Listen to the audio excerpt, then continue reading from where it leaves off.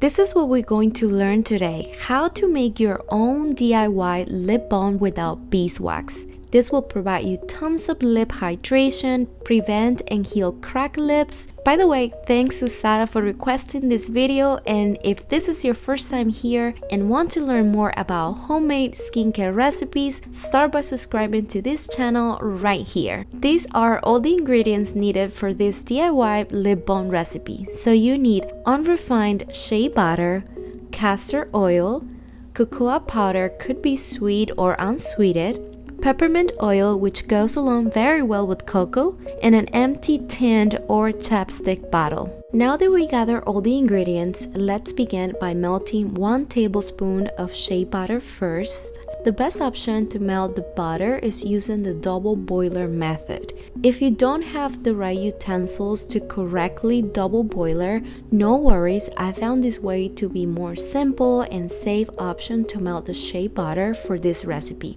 Now that you pour the hot water in the bowl, carefully stir the shea butter for a few minutes until it is completely liquid.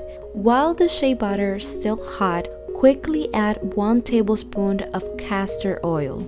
Continue adding a pinch of cocoa powder of your choice. At first it might seem a little hard to mix the powder with the oils, but it is very important to continue mixing it. You'll know it's ready when there's no cocoa powder residue left.